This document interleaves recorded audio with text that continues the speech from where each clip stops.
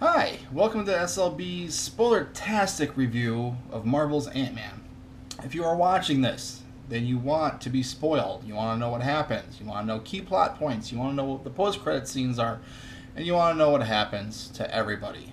I'm going to give you a few seconds, give you about 5-10 seconds to just, see if you really want this. If you don't want this, you can go look at my non-spoiler review. I'll put the link in the description below. I'm going to give you about 5 to 10 seconds to see if this is what you really want. And I'm going to, better than a doubt.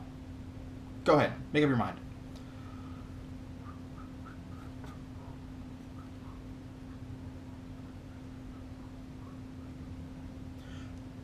Alright. So if you're still watching, then you want to be spoiled. Now, these are just going to be key plot points of the whole movie, and some things I found really interesting that I don't think should have been spoiled. But first and foremost, the very first scene in the movie, even before we get the Marvel logo, is you get what is essentially S.H.I.E.L.D. in the 80s. And you're greeted by a young... Not greeted, but you're introduced to a young Hank Pym, a young Michael Douglas. Now, I don't know if they used practical makeup, CGI, or combination of the two, but it looked great. Lot better than they tried doing with Tron Legacy with Jeff Bridges. What? Sorry. But, with that aside, you walk in, you're in a room, and you're with S.H.I.E.L.D., and you see Peggy Carter, played by Haley Atwell, Howard Stark, played by John Slattery, who you might remember as Tony Stark's father from Iron Man 2, and Mitchell Carson, played by Martin Donovan, who's another high S.H.I.E.L.D. Agent along those same lines. And it turns out that they're trying, like every other kind of movie like this, they're trying to weaponize something. Hank Pym disagrees, doesn't want to do it, so he goes, I retire. And there's your backstory of Hank Pym and his connection to S.H.I.E.L.D., which was great. It's perfect. You're also introduced to the fact that Hank Pym and, at the time, his wife, Janet Van Dyne, were superheroes. And this is a big spoiler because this is what happens to Janet Van Dyne. Turns out that there was a nuclear missile headed to America. I think it was the Russians that shot it. And Hank Pym as the Ant-Man and Janet Van Dyne as the Wasp were trying to dismantle the missile midair, and they couldn't because they couldn't get through the metal, and the only way to get through the metal was for them to go subatomic, but Hank Pym didn't do it. Janet, being the hero that she is, shrinks down subatomic, dismantles the missile, saves the day, but then you don't see her.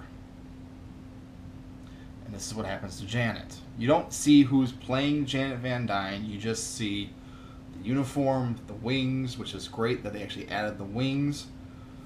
No stingers, but this is great, setting up for a potential comeback from Janet Van Dyne. Now, there's a really good scene during the second act when Hank Pym is training Scott Lang, and Hank Pym goes, we need, in order to save the day and destroy Darren Cross, we need to rob Stark Industries. Which is hilarious because what they think is Stark Industries turns out to be the new Avengers facility as seen in Age of Ultron. Spoilers for that. Which leads to Scott Lang as Ant-Man trying to break into the Avengers facility, and he runs into the Falcon, played by Anthony Mackie, reprising his role. Great fight scene.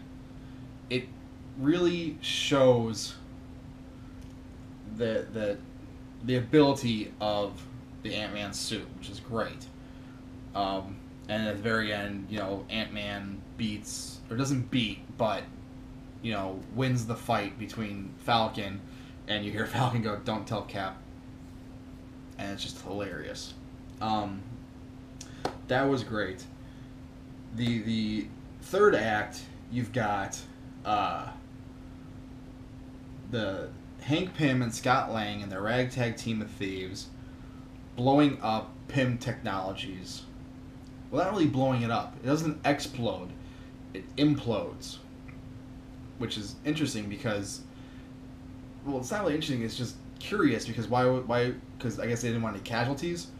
So instead of debris going everywhere, what you think is going to happen, it crumples and shrinks and looks like take a piece of paper and crumple it up, and then it disappears.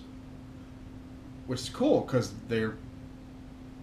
who knows what's going to happen. Now, my one thing about Marvel: stop killing your villains. You killed Obadiah Stane, you killed Ronan, you killed Malekith, and you killed Yellow Jacket, Stop. Stop killing your villains, okay? Get them arrested, send them to jail. It's more realistic if you do it that way, because heroes don't kill. Okay? There was good Easter eggs throughout this movie to Spider-Man, to Iron Man. So there's more of a connection. I feel there's more of a connection in this movie to the rest of the Marvel Cinematic Universe than we have seen previously. And now let's go into the post-credits scene. Now with the post-credits scene, you get two. The first one, after everybody saves the day, you got Hank Pym talking to Hope Van Dyne, saying, I realize what your potential is, I'm sorry for holding you back, all this stuff. And then he opens a door and you see the new Wasp outfit, which means Hope Van Dyne's going to be the Wasp. You knew that was coming. Not really a big spoiler, but the way it looks is good. It looks very much like it did in the Ultimates book. Again, if you haven't read this, read it. It's amazing. It's great. Mark Millar and Brian Hitch. Ultimates, Volume 1. Volume 1. Go get Volume 2. It's amazing. Which is... Sorry. A little bit of a tangent. So that's the first post-credit scene. Second post-credit scene. This is sets up Captain America: Civil War. You see Captain America and the Falcon with where it looks to be just like some warehouse room place, and you see a captured Winter Soldier. Oh, and I don't quite remember what was said from Cap to the Falcon, but you hear the Falcon say, "I know a guy," which leads me to believe that Ant-Man's going to be in Captain America: Civil War. That just blew my mind, because if you remember from the actual Civil War storyline, Hank Pym actually helps Tony Stark. And in the comic books at that time, Scott Lang was dead. So that's interesting. Who knows where we're going with that. I'm probably going to do another video after this of fan theories of myself and just some things I thought would have liked to see. Debating it, maybe not. Let me know. Leave a comment in the comment section below. Send me an email. Hit me up on Twitter, Facebook, all that fun stuff. Other than that, this is SLB again saying, hope you like my spoiler-tastic review of Marvel's Ant-Man. Sorry, I got the Lego Ant right here. I got that sitting right in front of me as inspiration for this review. But let me know what you guys think. Leave a comment. Email, Twitter, Facebook, whatever you got. Let me know. And this is SLB saying, no sign off. Sorry. Talk to you later. Bye. So what they do is Janet Van Dyne. Oh, hi, Midnight. You need something? Yeah, she needs something. Alright, be right back. No. Those. No. There you go. Moose is being Moose again. Hey, buddy. You want to say hi to everybody? Come up here. Come up here. Come here. Come up here. Say hi, my name is Moose. Say hi, my name is Moose. This is my Moose. This is my Moose. This is my Moose. This is my Moose. He's my boy. He's my Moose.